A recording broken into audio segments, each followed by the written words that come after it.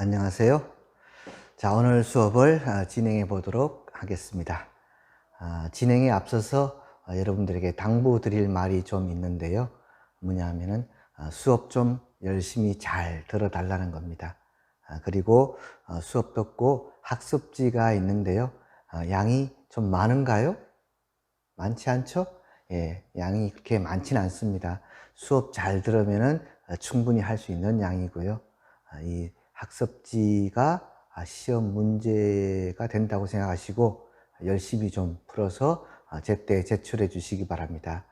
수업 가끔 빼먹는 학생들 제 시간에 좀 많이 들어주시고 좀 충실히 해 주시기 바랍니다. 그리고 또 한 가지가 있는데요. 역사 29강 1학기 거예요. 29강인데 그걸 안 듣고 그냥 넘어간 학생이 있어가지고 한 개가 부족하다 이렇게 98% 수강 이렇게 나와 있는데 그거 클릭만 좀 해주시면은 들어주시면은 쉽게 될 것 같아요. 그래서 그것을 수강을 좀 해주시고 그래서 100%가 다 될 수 있도록 협조해 줬으면 좋겠습니다. 역사 29강 그것도 같이 들어줘 가지고 30강으로 이동하세요. 그거 이제 좀 29강도 들어서 마무리해 줬으면 좋겠습니다. 자, 이제 수업을 한번 진행해 볼까요? 오늘 우리가 배울 것을 한번 살펴볼까요? 유럽의 역사입니다. 조금 더 줄여보면은 크레타 문명, 미케네 문명으로 발달한 그리스 역사와 문화, 그리고 아테네가 중심국이 되었을 때 민주정치의 발달, 그리고 스파르타의 강압적인 통치로 곧 멸망하고요.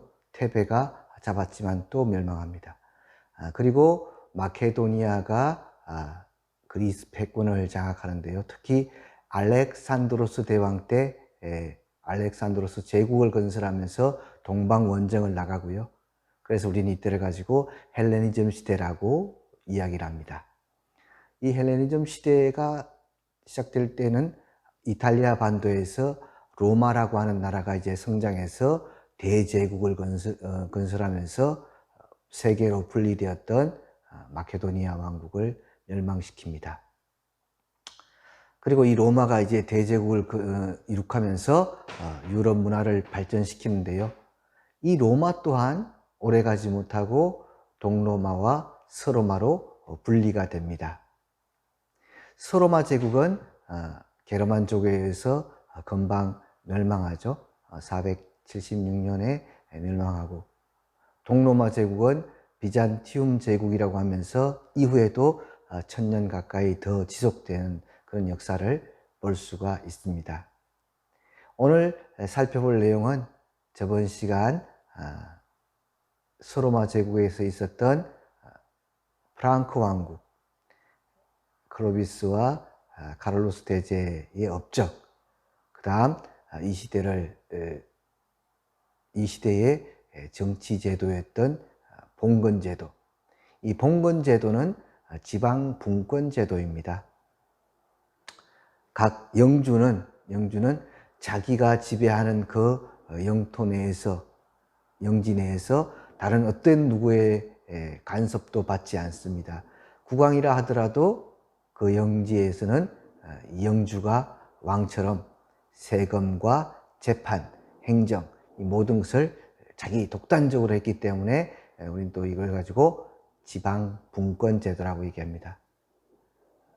그러면은 오늘 살펴볼 곳은 어디냐?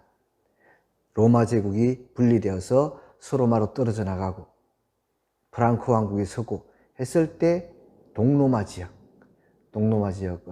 우리가 오늘 살펴볼 텐데요. 이 동로마 지역을 가지고 우리는 비잔티움 제국이라고 합니다. 이 비잔티움 제국과 프랑크 왕국은 두 개가 문화적인 면이나 정치적인 면에서 상당히 비교가 되는 그런 모습을 보여줍니다.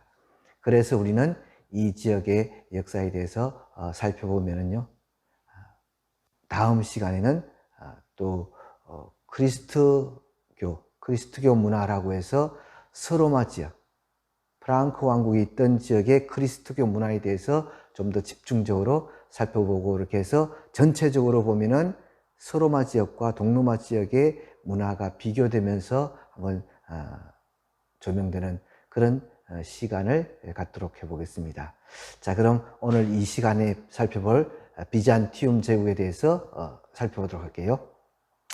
이 비잔티움 제국의 전성기는 바로 유스티니아누스 황제 때입니다. 옛 로마 제국의 영토를 거의 다 회복하고요. 그 다음 성 소피아 성당을 건립했습니다. 그러면서 유스티니아누스 법전을 만들었습니다.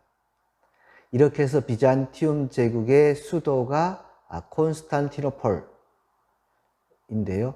여기에 동서무역의 중심지가 되어 경제적으로 매우 번성하게 됩니다. 자, 먼저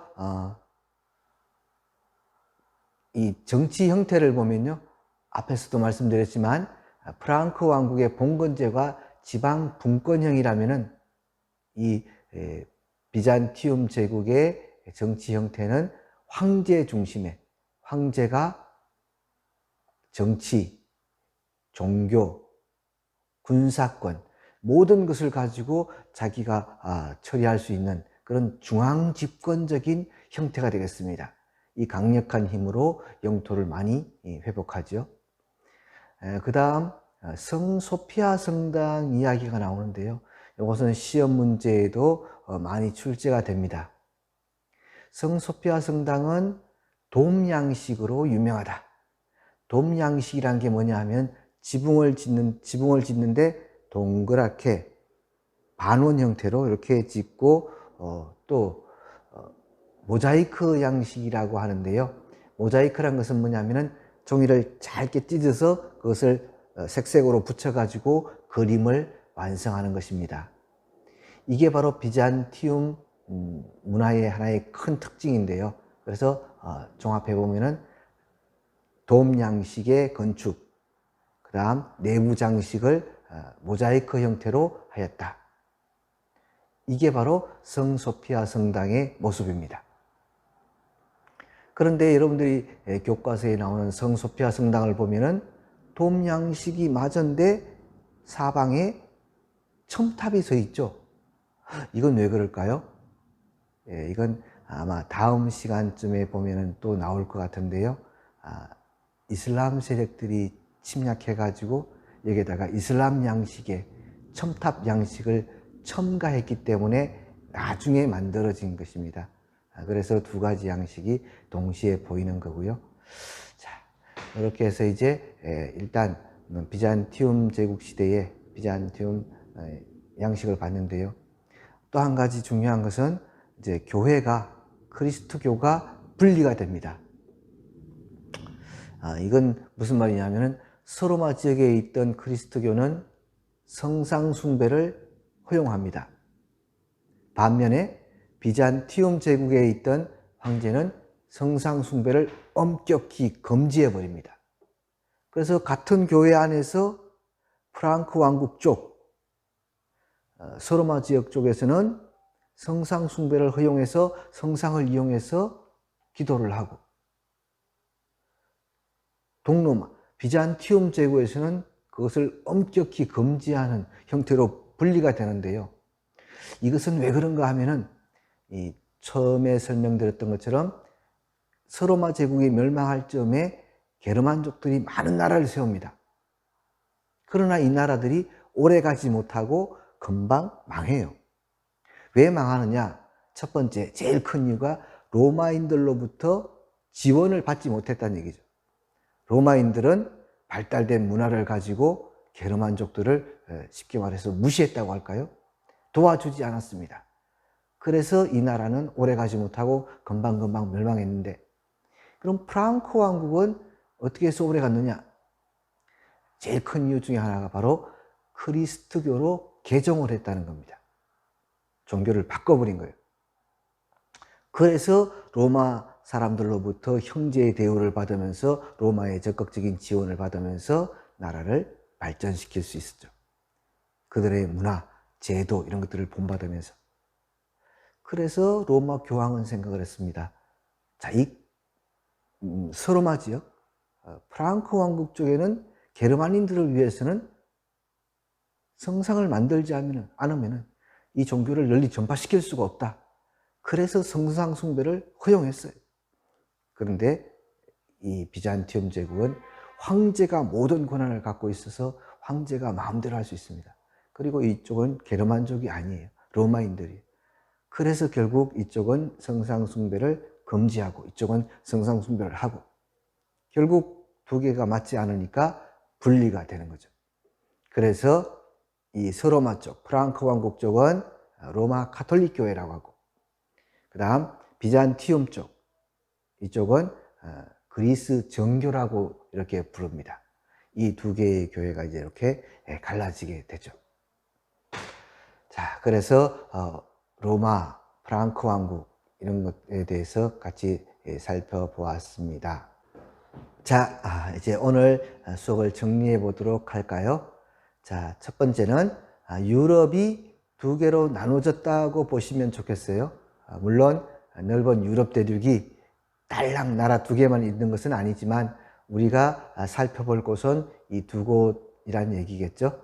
자, 로마 제국이 갈라지고 서쪽은 프랑크 왕국, 동쪽은 비잔티움 제국이 발전하고 있었다. 이렇게 되겠죠. 자, 그래서 정치 제도라든가 문화 이런 면에서 두 지역이 대비된다. 그래서 오늘 비잔티움 제국 쪽을 같이 살펴봤습니다. 그리고 다음 시간에는 두 개가 비교가 되는데 서로마 쪽, 그러니까 서유럽의 그리스도교 문화, 비잔티움 문화 말고 이제 서유럽의 그리스도교 문화가 어떻게 무엇이 발전하는가 여기에 대해서 살펴볼 겁니다. 자, 그리고 오늘 정리 두 번째는요. 그래서 프랑크 왕국의 정치 문화와 비잔티움 제국의 정치 문화를 공부하면 쉽게 풀릴 듯해요. 다음 시간에는 서유럽에 대해서 이제 살펴볼 겁니다. 자, 그래서 종합해 보면은 유럽이 두 개로 갈라졌고, 그래서 우리는 프랑크 왕국 쪽의 서유럽 문화와 비잔티움 제국 쪽의 동유럽 문화가 정치, 경제, 문화 모든 면에서 좀 이렇게 대비가 된다.